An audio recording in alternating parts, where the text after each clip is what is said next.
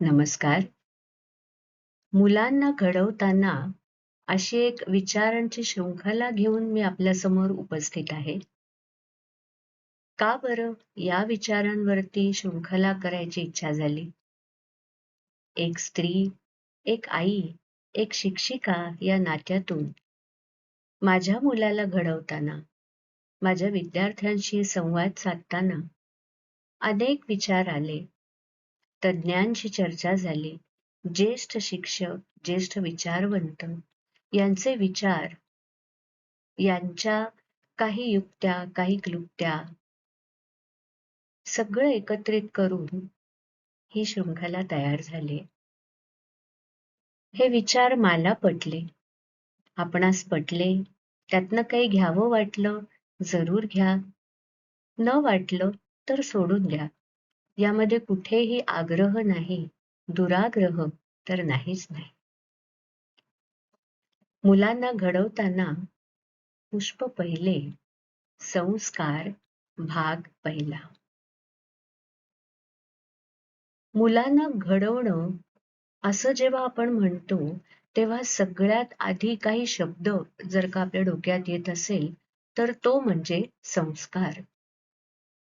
काही संस्कार केलेत या मुलावर समाजाने, त्याच्या आईवडिलांनी, त्याच्या घरातल्या इतर मंडळींनी, त्याच्या घरातल्या वातावरणाने. संस्कार म्हणजे खरं तर एक प्रक्रिया आणि त्या प्रक्रियेचे झालेले परिणाम. आपण अगदी सहज म्हणतो, दुधावर विरजणाचा संस्कार केला की त्याचं दही होतं, किंवा भिजवलेल्या कडधान्याला बांधून ठेवण्याचा संस्कार केला की त्याला मोड येतात. पण संस्कार म्हटलं की आपल्या डोळ्यासमोर येतं ते फक्त आई वडिलांनी मुलांना लावलेल्या वेगवेगळ्या आदर्श सवयी, शिस्तीच्या सवयी, वस्तू जाग्यावर ठेवा, समाजात वागण्याच्या रीतीच्या सवयी, कोणी घरात आल्यानंतर कसं वागावं, आपण कोणाकडे गेल्यावर कसं वागावं, कसं बोलावं, कोणाशी कसं बोलावं, वडीलधाऱ्या माणसांशी कसं बोलावं, नोकर माणसांशी कसं बोलावं, देवधर्माच्या सवयी, संध्याकाळी रामरक्षा म्हणावी का, या सगळ्या सवयी ज्या हेतुपुरस्सर घरातलं वातावरण तसं ठेवून किंवा मुलांना वारंवार सांगून त्यांच्या अंगी बनवल्या जातात, त्याला आपण सर्वसाधारणपणे संस्कार असं म्हणतो. तसं पाहायला गेलं तर मुलाला शिकवणं, त्याला शाळेत पाठवणं हा पण एक संस्कारच आहे ना. कोणती शाळा, त्यात असणारी इतर मुलं कशी आहेत, संगती कशी आहे, त्या इतर मुलांची भाषा कशी आहे, त्यांच्याकडचं वातावरण कसं आहे, त्याचे परिणाम आपल्या मुलावर होतील का? आपला मुलगा तर काही विचित्र बोलायला वागायला लागणार नाही ना, त्याला विचित्र सवयी लागणार नाहीत ना, त्याला अभ्यासाचं महत्व कळेल का, अशी मित्रमंडळी मिळतील का, इत्यादी सगळ्या बाबतीत पालक खूप जागरूक असतात, कारण ते संस्कार मुलावरती चांगले व्हावे हा त्यांचा उद्देश असतो. हे तर शिकायलाच हवं, हे यायलाच हवं मुलाला, आणि हे तर मुळीच नको, अशा बाबतीत पण पालक अगदी आग्रही असतात. आणि आपले विचार आपल्या मुलांवरती लादताना किंवा ते तसंच होणं हेच बरोबर आहे असं वाटताना आपण कुठे चुकतोय का, असा विचार, अशी शंका पण पालकांच्या मनात येतही नाही. मुलाने अमुकच शिकावं, ते योग्यच आहे असं आपण निर्विवादपणे सांगत असतो. पण या संस्कारांची, अर्थात प्रक्रियेची, एक प्रकारच्या आघाताची सुरुवात कधीपासून होते याचा सखोल विचार आई वडील करतात का? लहान मुलाचं मन हे अगदी लोण्याच्या गोळ्यासारखं असतं, त्याच्यावर पटकन बोटं उमटतात. मग गर्भावस्थेत तर तो जीव अजून कितीतरी संवेदनशील असेल, नाही का?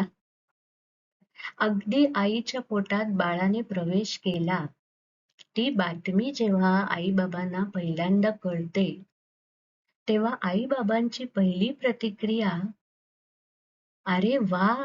आनंद, आनंद उसंबळला" असं आहे का "अरे बापरे!" अशी आहे. भले ते "अरे बापरे!" काळजीपोटी असेल, की आपल्याला झेपेल की नाही, आपली आत्ता आर्थिक परिस्थिती आहे की नाही, आपण बाळाला वेळ देऊ शकू का नाही, या विचारातून जरी अरे बापरे झालं असेल, तरी इथेच त्या लहानग्यावरती पहिला संस्कार होतो. इथून संस्कार सुरू होतात. ती सूक्ष्म भावना बाळाच्या अतिसंवेदनशील अस्तित्वाला जाणवते. मी आई-बाबांना नकोय का? ही संवेदना त्या जीवाच्या नैराश्याची सुरुवात असू शकते, हे किती आई-बाबांच्या लक्षात येतं. नंतर तुम्ही त्याचे वाढदिवस साजरे करा, त्याला महागड्या भेटवस्तू आणा, पण अव्हेरासा उठलेला हा पहिला व्रण पुसणं अत्यंत कठीण आहे. मोठेपणी नैराश्याच्या गर्तेत जाणाऱ्या मुलांच्या पालकांचं प्रतिपादन असते, की आम्ही त्याच्यासाठी काय काय नाही केलं, कुठे कमी पडलो ते कळतच नाही. पण त्यांना सांगावसं वाटतं, की विचार करा, एखाद दिवस अचानक आपली बेल वाजते आणि आपण दार उघडतो. दारात कोणी पाहुणे अचानक उभे असतात.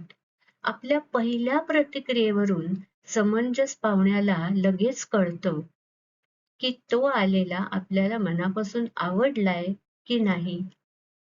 नंतर आपण तोंडाने कितीही या या या बरं वाटलं असं म्हटलं, त्यांचा पाहुणचार केला, तरी ती भावना पुसली जात नाही. तेही वागतात, वेळ मारून नेतात. तसं बाळाच्या आगमनाच्या चाहुलीने जर आई-वडील मोहरून गेले नसतील, त्याचं मनोमन स्वागत केलं नसेल, तर त्या बाळाला जन्मभर त्या न बोलावलेल्या आगंतुक पाहुण्यासारखं वाटतं. आपण नको होतो, उगाच आलो. ही भावना पुढच्या सगळ्या मनोविकारांचं मूळ असू शकते.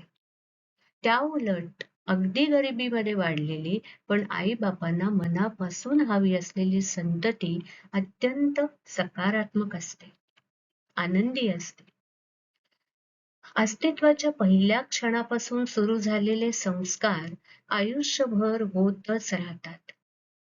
बालवयात ते अधिक कोरले जातात.